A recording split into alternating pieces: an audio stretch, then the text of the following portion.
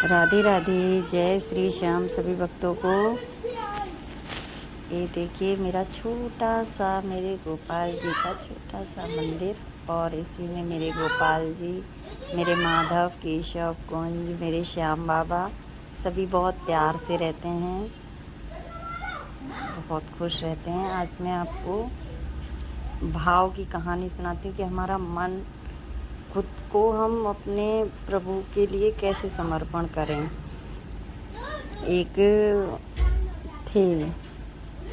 सज्जन थे, बहुत ही पूजा भजन, बहुत परेशान थे वो, बहुत ज़्यादा, बहुत दुखी थे, इतने दुखी थे, निर्धन थे और हर तरीके से परेशान थे। तो वो लड्डू गोपाल लाए अपने घर और लड्डू गोपाल की बहुत पूजा करते थे, बहुत सेवा करते थे, लेकिन गोपाल जी ने उन्हें कभी दर्शन नहीं दिए।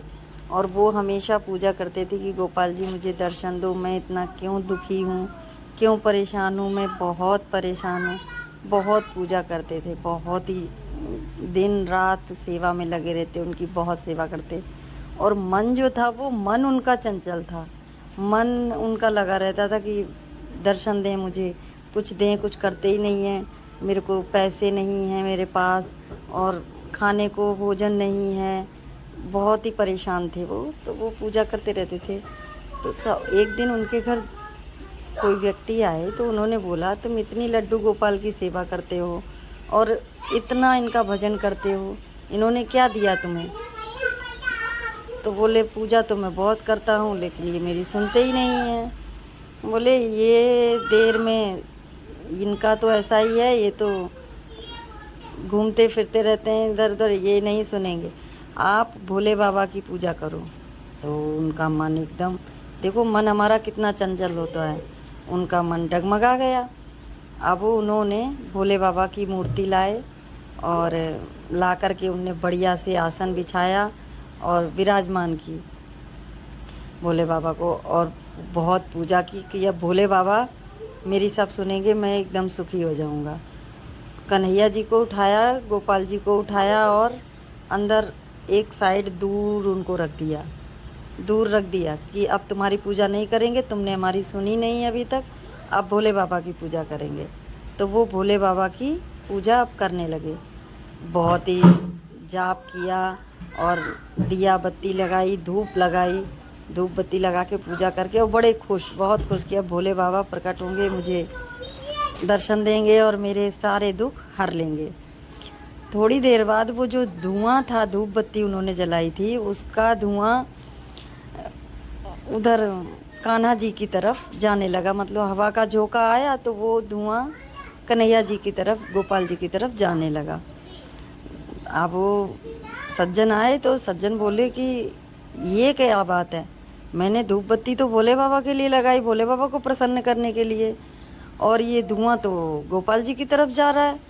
वो गोपाल जी के पास गए, बोले, अच्छा इतने जल रहे हो तुम, इतना तुमको जलन हो रही है, अभी तक तो मेरी सुनी नहीं तुमने, और अब मैं भोले बाबा को लाया हूँ, वो प्रसन्न हो जाएं, तो इस जलन से तुम क्या कहते हैं, धूप बत्ती की सुगंध ले रहे हो, और मेरे भोले बाबा फिर प्रसन्न कैसे होंगे?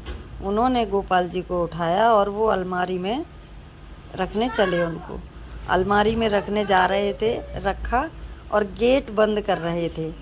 तुरंत ही गोपाल जी प्रकट हो गए, कान्हा जी, और तो प्रकट हो गए, बोले, बाप रे, तुमने अभी तक तो मुझे दर्शन नहीं दिए, और प्रभु अब कैसे दर्शन दे दिए एकदम? तो बोले, अभी तक तेरे अंदर वो भाव नहीं था, वो अंदर से भाव ही नहीं था तेरे अंदर कि तू मुझे, आज तुझे ये पता चला कि मैं भी सुगंध ले रहा हूँ, मेरी भी नाक है, तो तूने कैसे मुझे आज बंद करने आया?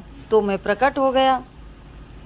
फिर बहुत ही वो बहुत दुखी हुआ, और उसने, कन्हैया जी ने उनको दर्शन दिए और वो बहुत खुश हुआ। कन्हैया जी ने उनको धन संपदा, सुख, समृद्धि, ऐश्वर्य खूब दिया, बहुत दिया, और बहुत खुश हुए वो। ऐसे हमारे कान्हा जी कृपा करते हैं, आशीर्वाद करते हैं। आप भी अपने मन में भाव सच्चा लाइए, मन से पूजा कीजिए, आत्मा दिल उनको समर्पण कर दीजिए कि ये भी लड्डू गोपाल हैं, इनमें भी प्राण हैं। श्याम बाबा आप कोई भी मूर्ति लाइए और उनकी सच्चे दिल से सच्चे मन से पूजा किए, भगवान सब में होते हैं। खुद को समर्पण करके देखो, प्रभु सबको मिलते हैं। राधे राधे, जय श्री श्याम। आपको मेरी स्टोरी अच्छी लगी हो तो लाइक कमेंट शेयर कीजिए और हमेशा भाव सच्चा रखिए, प्रभु आपको दर्शन ज़रूर देंगे और कृपा भी करते हैं, बहुत ही कृपा करते हैं, आशीर्वाद मिलता है उनका। और लड्डू गोपाल जिस भी घर में हैं, दिल से सेवा कीजिए, सच्चे दिल से सेवा कीजिए, आपको दर्शन भी देंगे और वो सच में होते हैं। लड्डू गोपाल जी बहुत ही सेवा इनकी दिल से कीजिए तो सब कुछ अच्छा ही अच्छा होता है। राधे राधे सभी भक्तों को।